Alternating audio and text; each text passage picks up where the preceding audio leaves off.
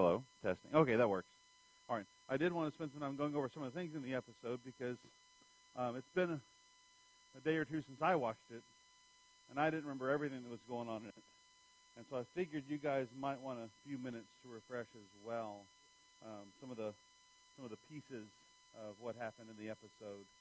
And I have some of the questions we went over, or some of the questions I handed out. These are the same ones we had before, so this isn't anything you haven't had. What's that? Sure. I might as well take a set. As much as important as these questions are, and I know they are because I wrote them. Thank you. I'm glad somebody understood that was humor. These questions are really only here to help guide us into conversations more than they are to give us lessons. I'm not really one to think that church is about getting all the right answers. It's more about discovering what we can find out about truth about ourselves. And especially when we get into shows like this, as we've discussed a couple of times, the liberties they take on purpose, and they take with thought and consideration into the choices they're making. However, we understand that they're still taking liberties. And so while we know that a lot of what they're saying isn't, truth, it can help us to visualize these stories a little better and to visualize like what it was like, ask questions we haven't really asked before. The last thing we watched, in fact, was Jesus turning the water into wine. The text doesn't really tell us how he did that. Like, how did he do it? We don't know. They had to decide something. They had to show it somehow, so they had to make choices on what they showed. I thought it was kind of an interesting development, kind of an interesting way to show what was going on, what was happening there. So we've got these couple of papers to take a look at, and I suppose for lack of a better way of doing it, we'll start with the episode we just skimmed through. If you are online, I have my phone. And so you can text me or you can message me on Facebook with questions or comments or discussion that you want to be brought up in class, because this is, all of us are included in class to the degree that we want to be included, whatever that looks like. That also means we have 3 different microphones that are on and ready to go. This one might not, because I don't remember turning it up, but other than this one, we have at least 2. And so, definitely we want to, have as many thoughts as we can. As you guys remember the episode, are there things that you specifically wanted to point out before we get into some of the things that I was pointing out? Or as you look over specifically the episode 5 paper, which was last week, Jesus turning water into wine, are there questions here that you wanted to discuss first? It seems like every time we get into this discussion, we discuss a question or two, and then we end up discussing other things related to the episode, which is exactly what I want to do. But I don't want to skip over things that you guys feel are important as well. Especially in this episode, it is Jesus' first miracle. It is the first time we see him, at least in, John's, that's John's discussion. This is the beginning of his miracle. I don't know. What do you guys think it means that this is Jesus' first miracle? I mean, John kind of makes that point. Like I don't want to get too much into, meta-analysis of John here, but John only has 7 miracles. And he's very specific in saying that the ones he chose on purpose, and he chose because of some larger reason. There's a larger reason he chose a very select list versus just cramming in as many miracles as he could, which sometimes is what I think some of those did. How many miracles can we put in? Which means John has been thinking for 70 years about what miracles to put in and what that looks like. So, yeah. Go ahead. I'll hand you one of them, and I'll hand Curtis the other one. How's that? Because I want to hear what you have to say, too. And I know everybody online will also. Yeah.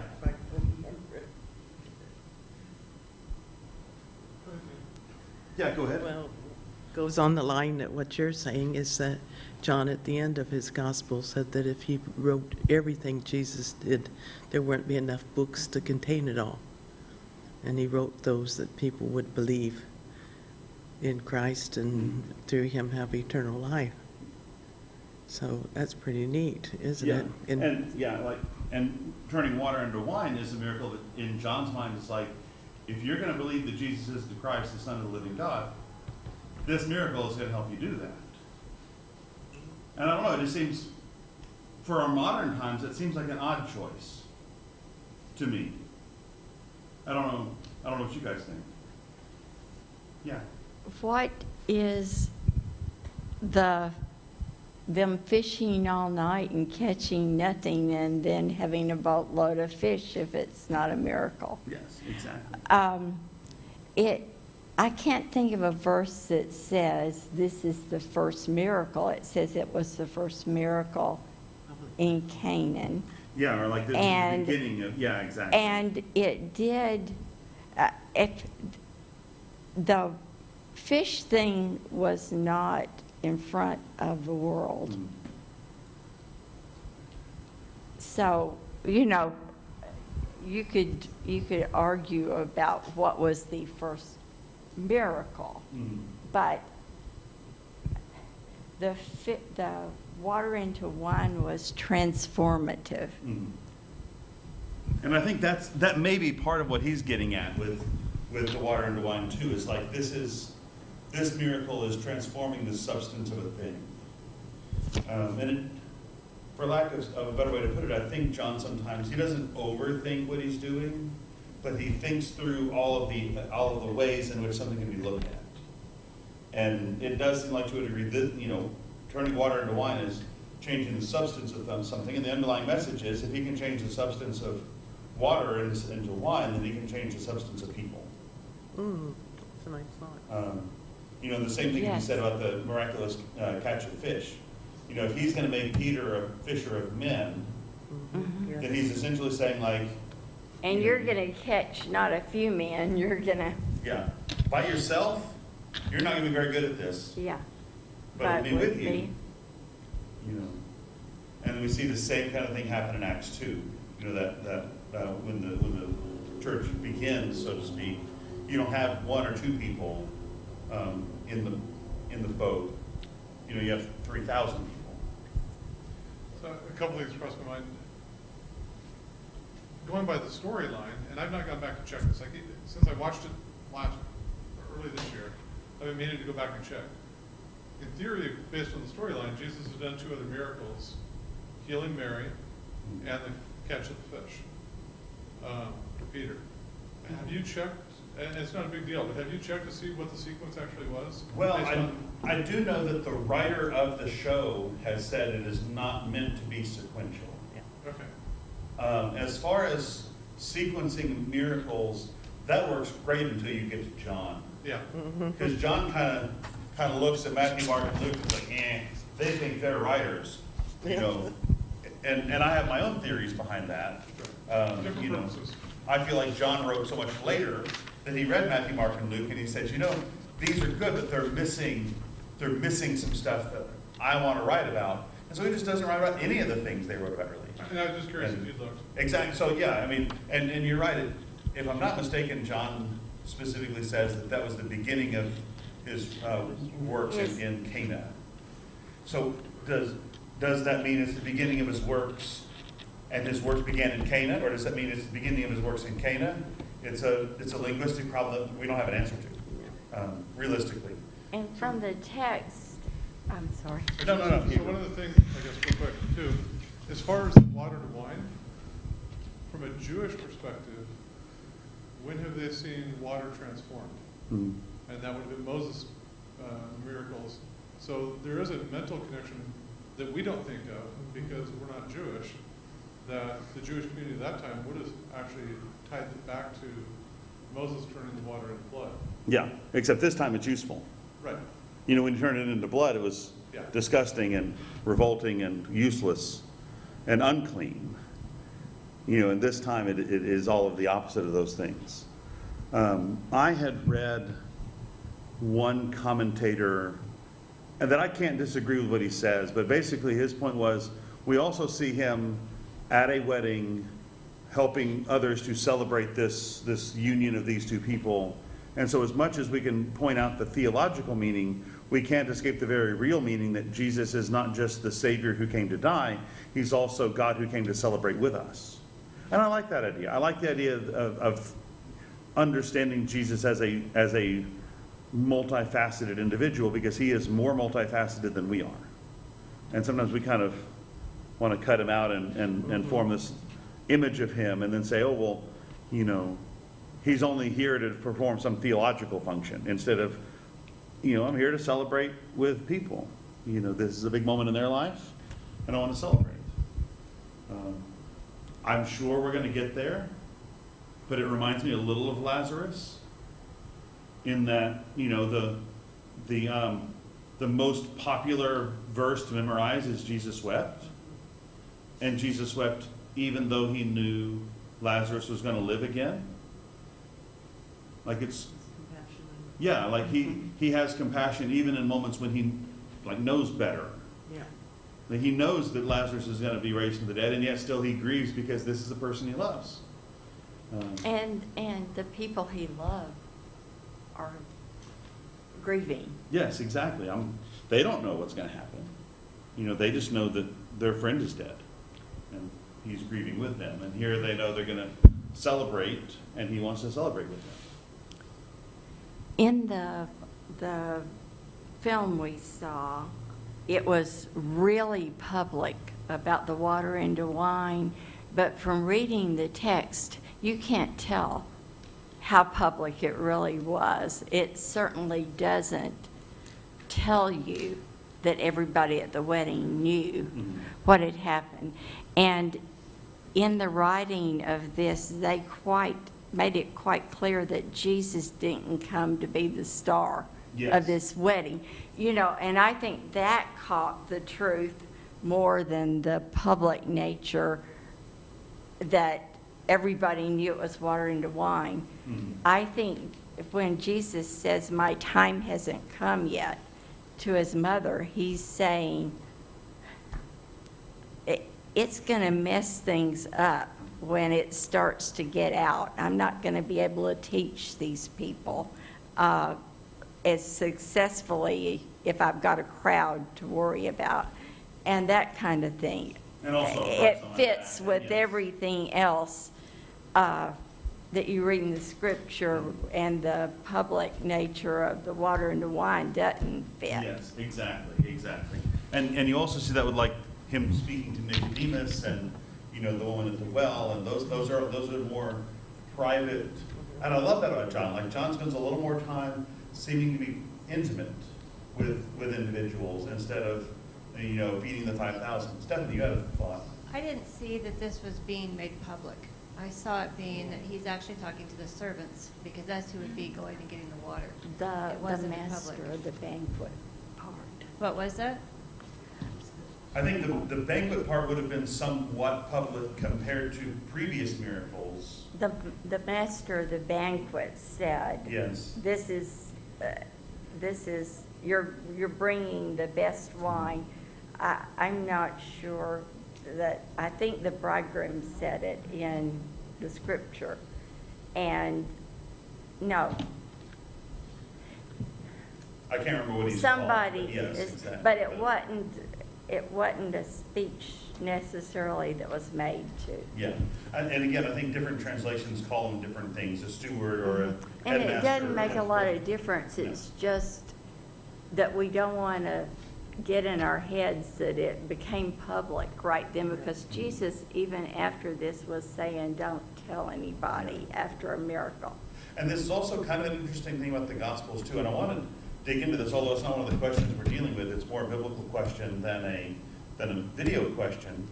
One of the things that I used to struggle with, and I think a lot of us would struggle with if you haven't dealt with it before, when Jesus says, my time hasn't yet come, and then goes and does the miracle. Well, if he's God, he should know that he's going to turn the water into wine. So why is he fighting with his mom about whether he's going to turn the water into wine or not? You know, like, do you guys see kind of what I'm getting at? Like, that sort of dichotomy between him pushing against, No. but he should have known. Yes. Jesus had emptied himself, and I don't really buy that he knew all the time what was going to happen next. I think when he did, it came from the Father. And the idea that, you know, why would Jesus argue with his mom about it? You don't have to ask that because he doesn't necessarily know, just because he didn't count it robbery to be considered equal with God, but he emptied himself. And that means something. Yeah, and there, I guess the thing that got me with that is that there are multiple answers and they're all fine. There isn't one answer here. And one of them is exactly what you're saying. Everything that Christ did, whether it was a miracle or whether it was, you know, miraculous knowledge or things like that, all the Gospels are pretty clear that all those came from God. They didn't come from Christ himself. And so, you know, like you're saying, the thing, did he not know things? Well, we don't know that, but it seems like a perfectly reasonable explanation, because if he knew everything, how would that work out with him being fully human? You know. How would that make him a high priest who would understand where we're coming from? Yeah. Becca, did you have your hand up? I was going to kind of dovetail into that. If he knew everything all the time, it would color his ability to interact with with everybody else, that it would actually be detrimental, because he would be apart, right? He wouldn't have wept. And maybe he didn't in that moment, but he knows and he can know. But if you know everything constantly, I just feel like he'd be too far removed. Like, he wouldn't be an effective person or effective as Jesus if he perfectly knew everything. So I think he had to be able to maybe, you know, pray about it, think about it, have the ability, but also be able to kind of turn it off, if that makes sense. How do you trust God if you know everything? Right. Yeah. Well, you don't have to, because you don't need to trust him, because you already know. Yeah, right. Exactly. Trust is, the faith is, well, hoping and knowing it's going to happen, but if you automatically know, then you don't need to have faith, you know. Yeah. You've already got the answer. And I think that's something a lot of people kind of struggle with, and I agree with the answer. The other possible answer is everything he's saying is so that he can lead people where they need to be. If you want to claim Jesus knew everything, I feel like you have to struggle with exactly what you said. If Jesus knows everything, how is he still human? How is he balancing that life? But even if you want to say he does know everything, I still don't see a problem with it, as long as you say, when he's telling his mom, my time hasn't come yet, he's not saying it because he doesn't want to do it. He's saying it because there's something in this interaction that's important. It's important for this to happen. I know it's going to happen anyway. The same thing that happens in the Old Testament with Moses, whenever God's like, you know, these Israelites are worshiping they're worshiping the golden calf. Let's just wipe them out and start over. Well, does God really want to wipe them out and start over? No. But there's something that needs to happen in this moment that God needs his people to walk through to get to the other side of. He knows what's going to happen. He's just working with his people to get them where they need to be. You know, and there are other examples in the Old Testament we could use as well. But I think you're right, that with both of these issues, there are problems that you kind of have to navigate that are interesting. Another interesting point, I guess, the idea of my time has not yet come. This is one of 5 different references in John where he says that. And this is chapter 2 or 3. Yeah.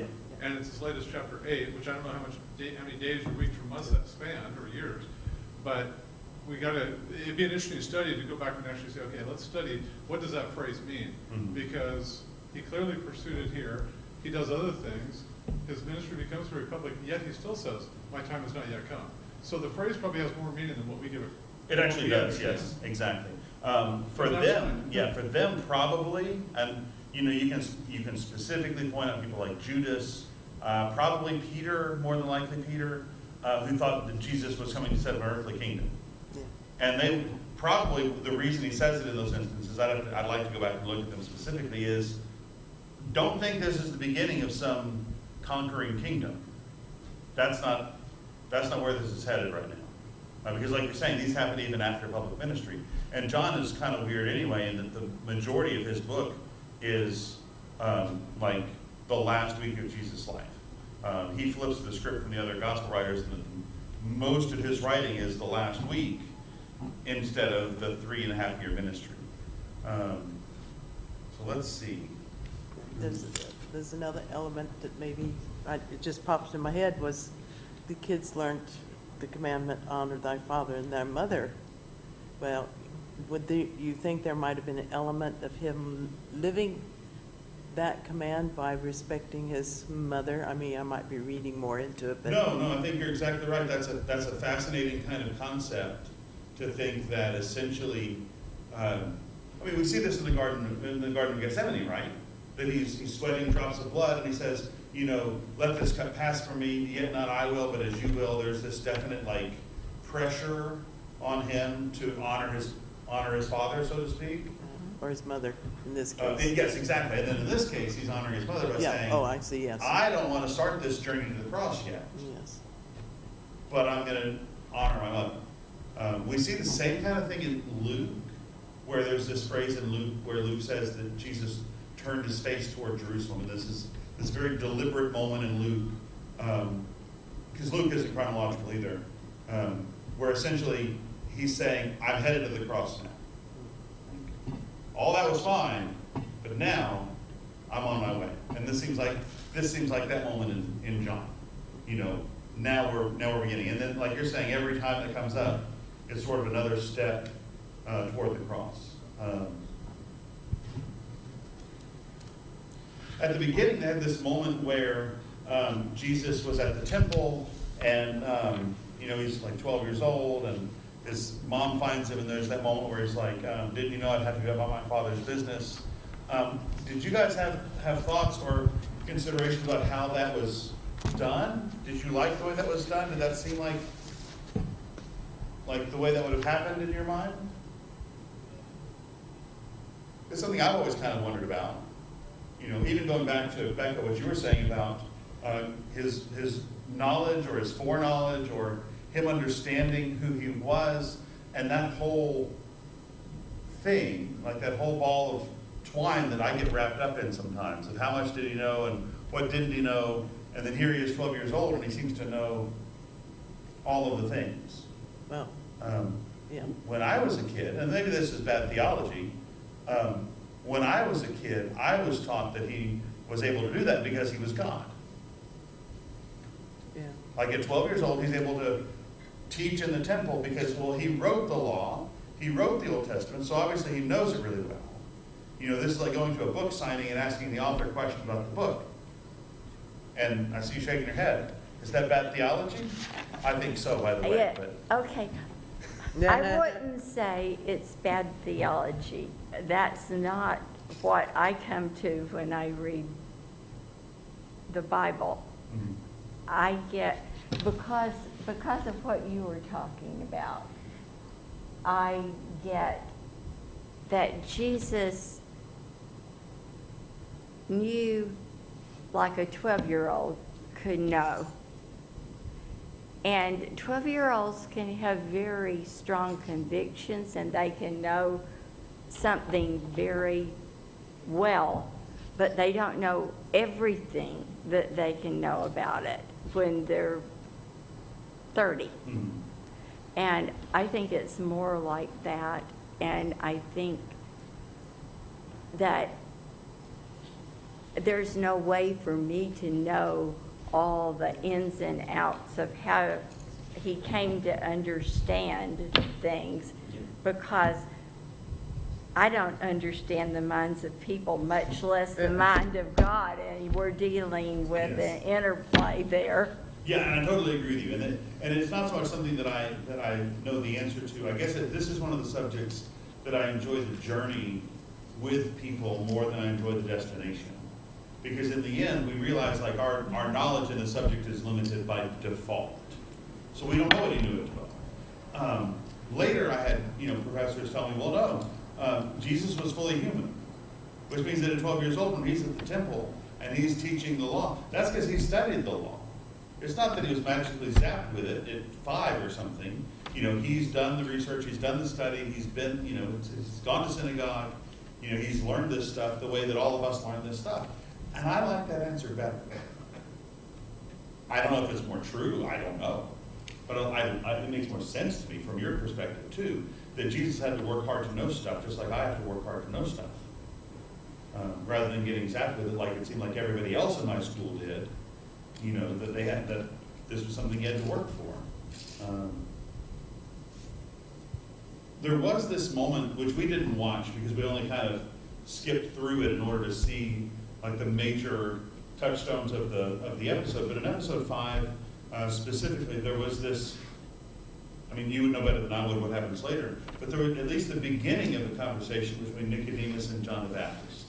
I don't know if that continues. I don't know how long John's going to live. Spoiler alert, I guess. The story is 2,000 years old, so I don't know if spoiler alerts are really a thing. But, you know, John dies at some point. I don't know when that happens in the storyline, so to speak. But Nicodemus goes to John, which, you know, again, like we've discussed, there's no reference to this. There's no point where Nicodemus and John interact biblically. Not because there wasn't, but just because that doesn't matter. Like, it doesn't make any difference to the story of the gospel, whether they ever met or interacted. But Nicodemus comes to John with a lot of preconceptions, with an understanding of who John is, and again, what was it? What was the name they had for John? Creepy John. Creepy John. I don't know if Nicodemus called him Creepy John. Peter and Andrew did. What's that? Peter and Andrew. Yes, Peter and Andrew called him Creepy John. And I can't really argue with them. I mean, if I saw somebody eating bugs and wearing, you know, camel skin, I probably would.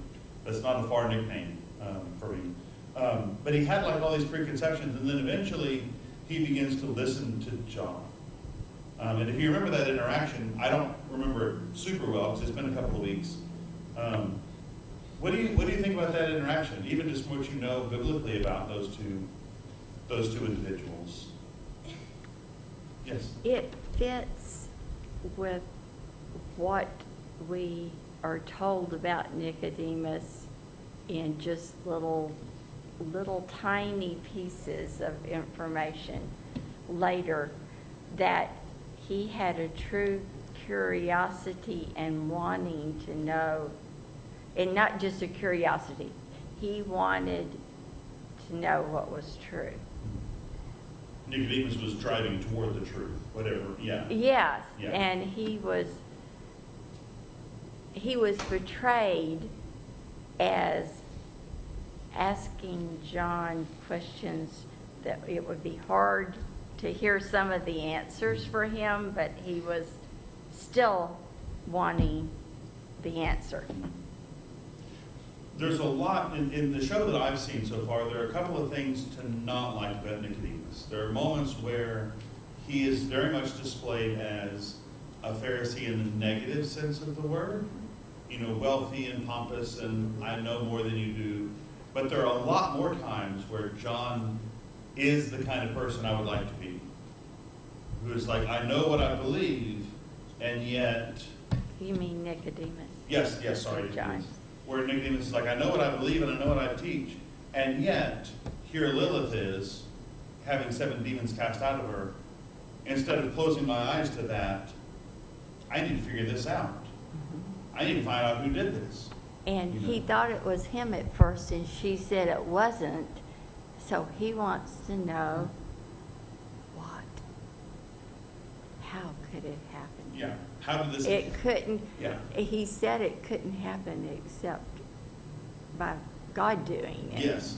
And so he wants to know What happened? what happened. How did this work out like this? And I don't know. There seemed to be an indication in the episode that he wonders if John did it. Did you guys pick up on that, or was that just me? Like this indication that he was like, or what's his name? What's his name was like, he called us snakes. And it's like, that's terrible. And then again, it's kind of like, well, Yeah. that depends on who he is. Like, you know, and I got the impression there that like if John is the person I'm looking for here, then he has every right to call us whatever he wants to. If he wants to call us snakes, it's his right because he's doing these miracles. And it turns out it wasn't John, but there still seems to be this, like you're saying, this questing for truth, wherever truth happens to be. And it wasn't going to be comfortable. He knew it wasn't. Well, he's going to be in direct opposition to what most of the Jewish leaders. I mean, that's why Jesus was crucified, wasn't it? This also, I think this is something maybe we don't pick up on because we don't have historical context before Jesus' time. But this is the first time, really, in Middle Eastern or Western culture. I'm not sure about Eastern culture, but this is at least the first time in Middle Eastern and Western culture that we see this kind of division within groups of people. Up until this point, if you were divided from another group, you were different groups. But when we look in the first century Judaism, we are Jewish people, but they're Pharisees and they're Sadducees and they're Essenes, and you've got these different groups within what you would call Judaism. And it seems to be a rather new thing for this period of time. And we see it with Stoicism and other philosophies in Greece. Like we're all familial philosophers, so to speak, and we disagree and we form our own little internal groups within this group. That isn't really a thing that existed very much before here, especially in the Old Testament. There's right and there's wrong. There's false prophets and not false, that kind of way of looking at the world.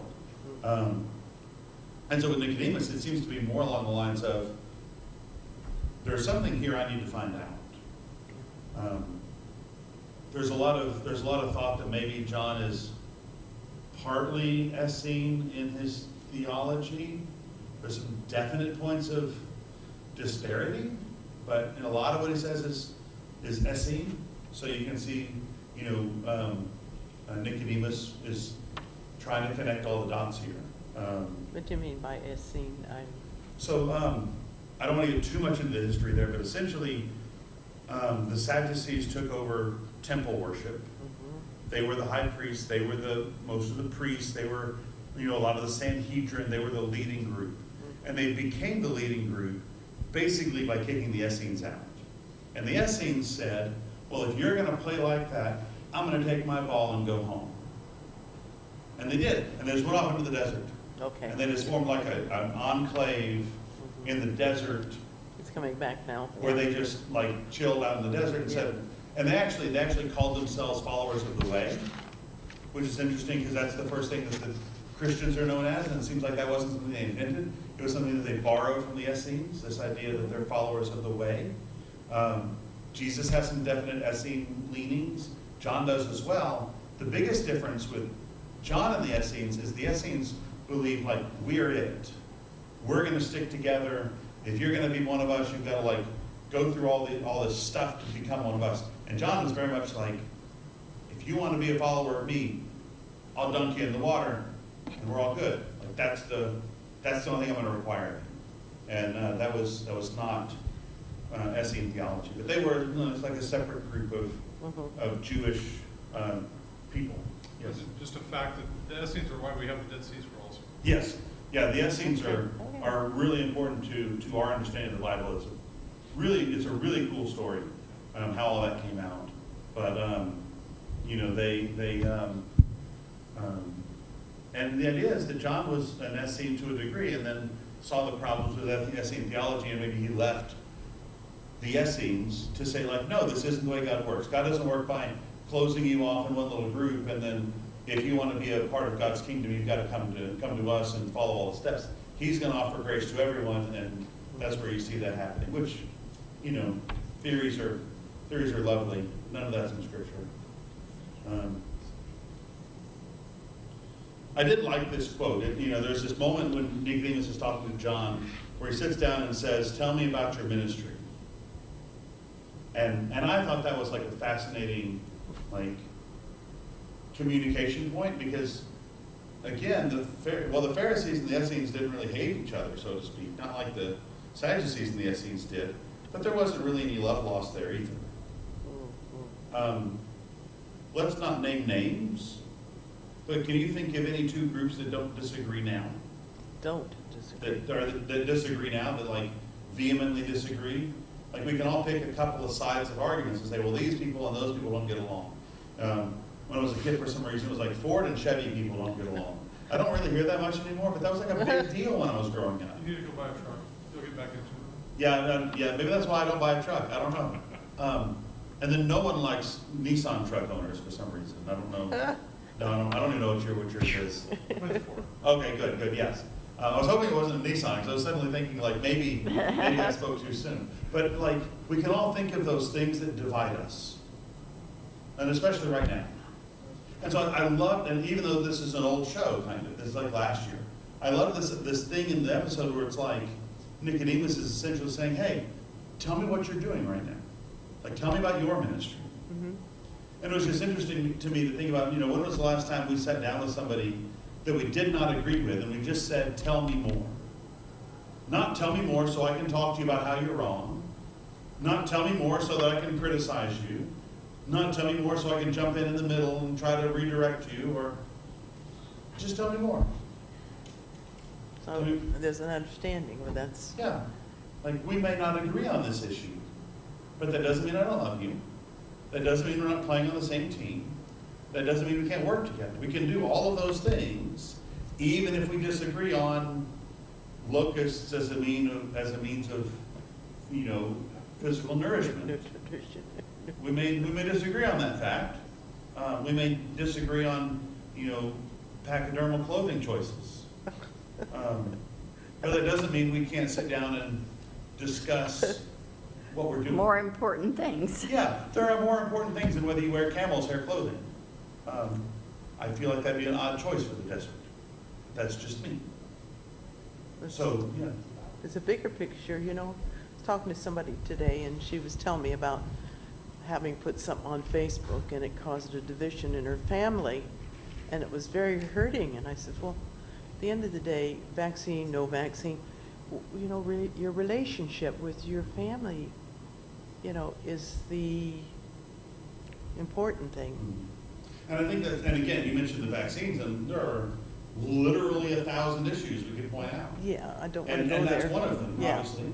And to a degree, like, are there great arguments, and are there good reasons, and truth, and whatever? But- Sure. But should it break in a relationship? Yes. Where's the love? Yeah. 1 Corinthians 13. Yes. And this is not new. No. Like, we're literally, okay, so again, what we discussed before, this conversation probably never happened this way. Like, it's a 1 in a bazillion chance that this conversation happened this way. How do you know? You weren't there.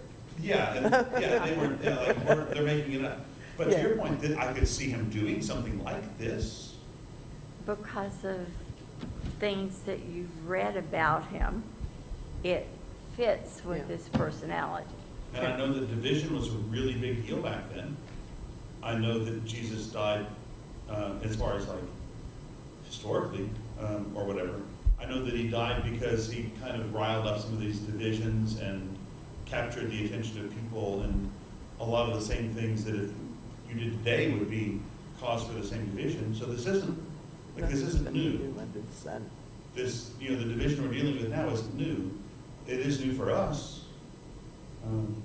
And we have to learn how to individually move past it and get with people who are different from us and not blow each other up. What was There you go, blow each other up. That sounded Yes. like a It firecracker. did. It sounded like a very, very. And I hope it was. Yeah, I hope so.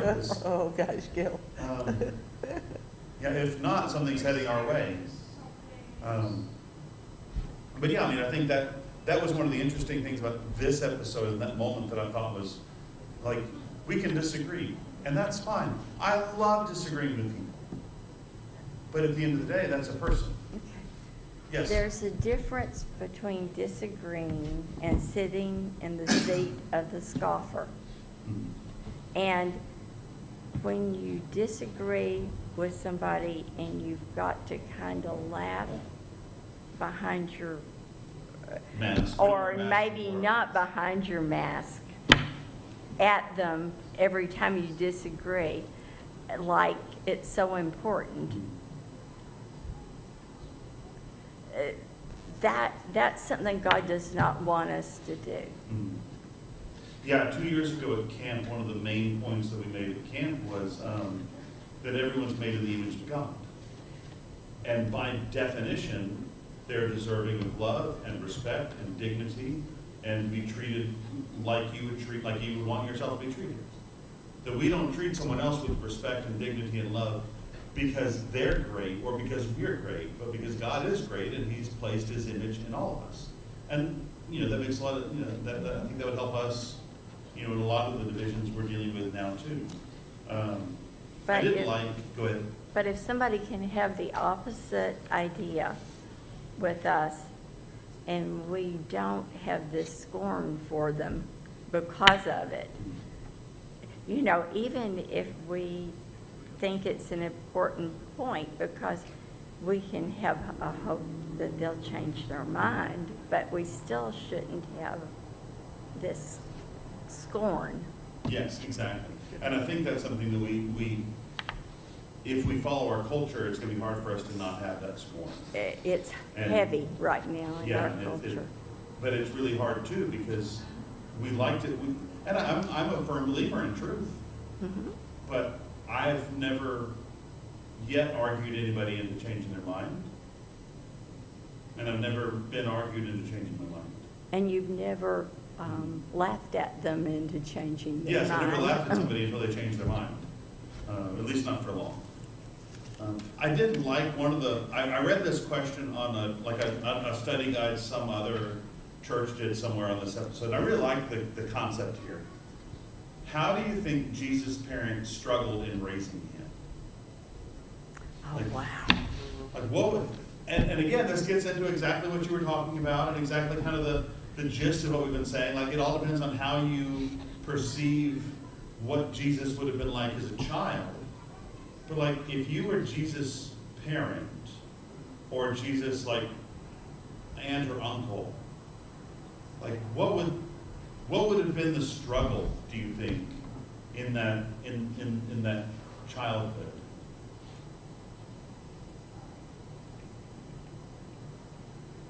His mindset, I think they would consider his mindset and who he is more than we would a normal 12-year-old.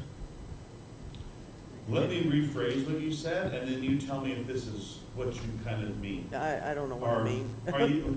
Are you kind of saying like because he's literally Jesus, you're going to be walking on eggshells a little bit, wondering like, okay, we're going to mess Jesus up? No. That's not okay. No. Because I was thinking you meant it's- like because of who he is, they're going to be a little hesitant and like, how do you spank the Savior? Like that's kind of awkward. I don't think I meant Okay, that. that's not okay. Okay, good. Because that's a terrible idea.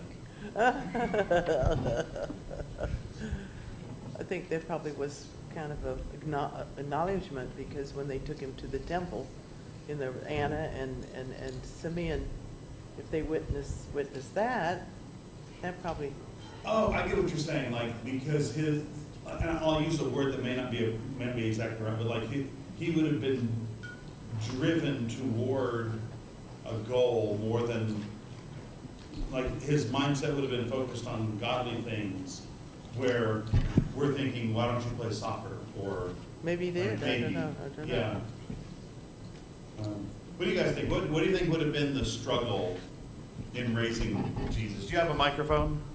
I don't know if you do or not. I've been holding this one up here. Great. As someone who recently had a 12-year-old, I think part of it would be in the scene we saw briefly tonight, he was gone, right, missing for 3 days. That's a very 12-year-old kind of thing. Like, didn't tell mom going to the temple, right? Like, to me, that kind of tracks, Surely Aiden never did that. No, it was an aquarium, not the temple. But I'm sorry. so I think that perfect knowledge thing. I think he did act as a 12-year-old. And I think that scene felt accurate to me. Like, Mom, I was busy. Yeah. Son, I have been freaking out for 3 days trying to find you. So, like I said, you can't text message back then, but that imperfect human not paying attention to your surroundings, right? Being so caught up, that tracks as a very teenagery thing to me. Like, so I feel like he had those moments that he must have, right? There must have been things where Mom wants you to do this, right? Mom wants you to turn the water into wine. I don't want to, I don't want to, Mom, right? But then if he's also perfectly Jesus, then is, I think that ties back into that whole experience. Is he perfectly God or is he perfectly human? And there's a blend, right? There has to be. Yeah, and you bring up a good point that, like, maybe there's this dichotomy within Jesus as a 12-year-old of, like, I know the thing, but then there's this whole realm of things that I just don't know yet because I'm 12. Yeah. What Mom is thinking right now or what Dad is dealing with, or that's not in my mind because I'm 12. But yet I also know Scripture really well because, like, there's a reason we have the game show, Are You Smarter Than a Fifth Grader? It's because that's like the peak ability for you to know the thing. Mm-hmm. But, maybe you don't know some of the other parts of that. Yes. It's loud, so have fun. I've got to fix that later. Well, I fundamentally disagree with all of that. Jesus, from the moment he was born to the moment he died, never sinned. So he always honored his mother, always honored his both fathers. So the fact that he was a normal 12-year-old, no, he was not. He also, in that interaction, told his mother where he was going to be. She misunderstood. She thought he was going back with Joseph when he said, I'm going to be about my father's business. She misunderstood.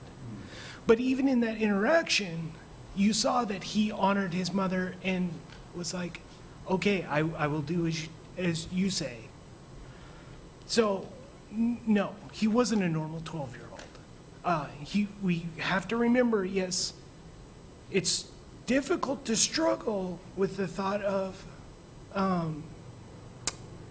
God in the flesh, but that is what he was. He was also human. But I think we need to remember to be careful when we're trying to apply purely human aspects to God in the flesh. That's what he was. God made flesh. So, no, he was not a normal kid. And assuming that, and that he perfectly applied honor father and mother, no, they didn't have to, they didn't struggle. They probably, as humans, struggled with that concept to understand that. But strife and problems, I don't believe it. What, did he fall down and hurt himself? Of course. But creating strife for his parents and things like that, that's not what he was doing. That wasn't his intention. He perfectly told them what he was going to do and did exactly that.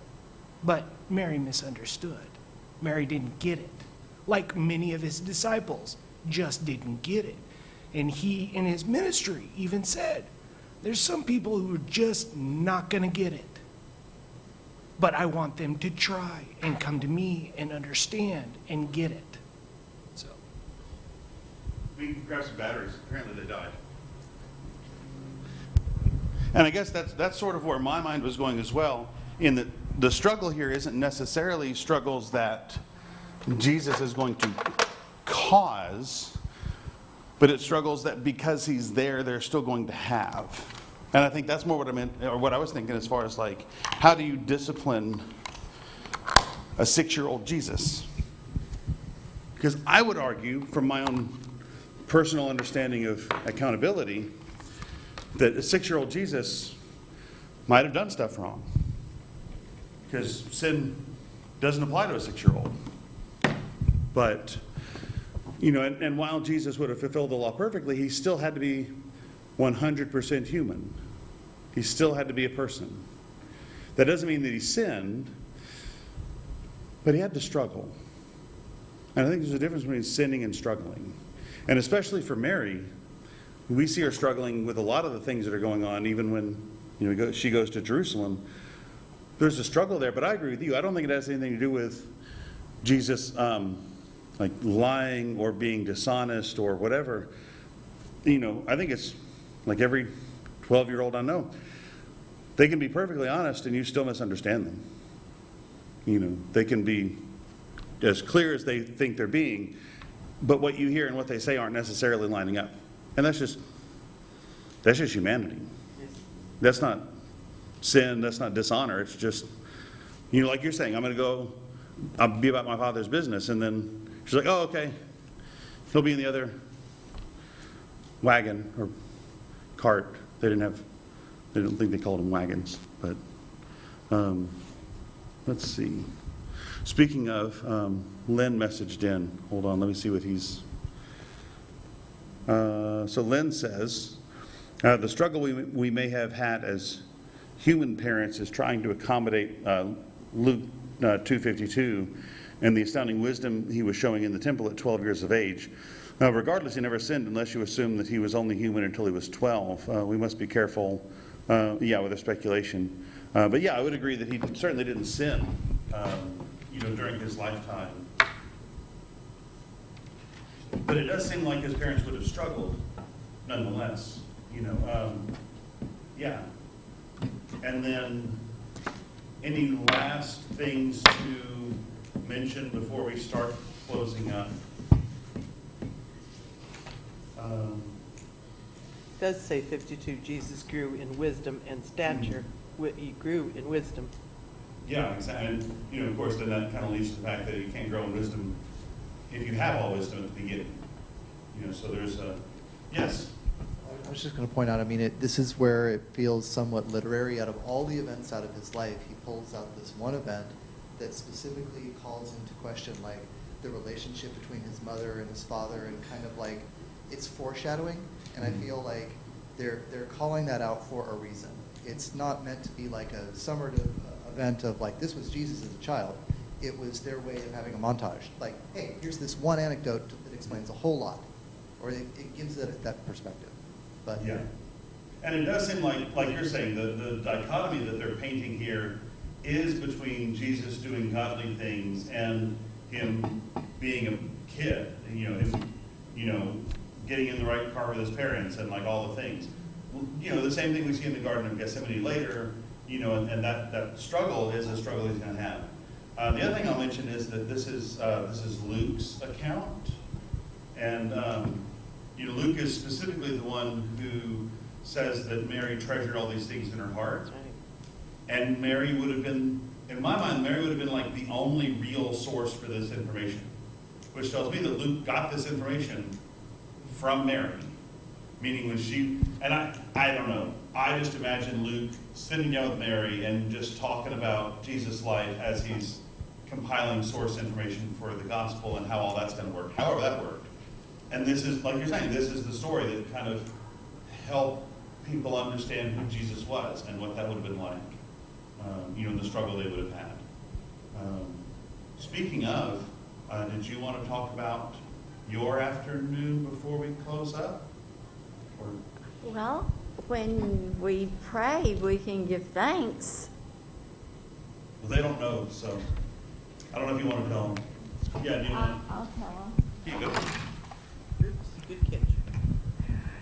June and Casey and I were involved in a pretty serious accident at about 12:30 today. Somebody ran a red light, and she was going through an intersection. We were in the center lane of the crossroad. There was somebody turning left and somebody turning right. Those two people came back to us as witnesses, but what happened was the front end of our car was just completely bent in, but that's because they make them so weak now, that you don't die, and so I'm thankful. But it could have been so terrible. And it scared, June said, I have never been so scared. But you know, she made it through. And yeah, Casey's fine, I'm fine, the driver of the other car was fine. I've never been in an accident where people who were driving in cars turned around and came back to put things into a police report before. So things could not have been any better than they were, and we're very, very thankful. And I got to tell June, you see how all those emergency vehicles came to help. And we got to talk about, I had told her the week before that when I heard a siren, I like to stop and pray for whoever had a problem. I said, we didn't have a big problem, but maybe some people stopped and prayed for us. So anyway, I'm still getting over the adrenaline rush, but just many, many thanks to God for everybody being okay.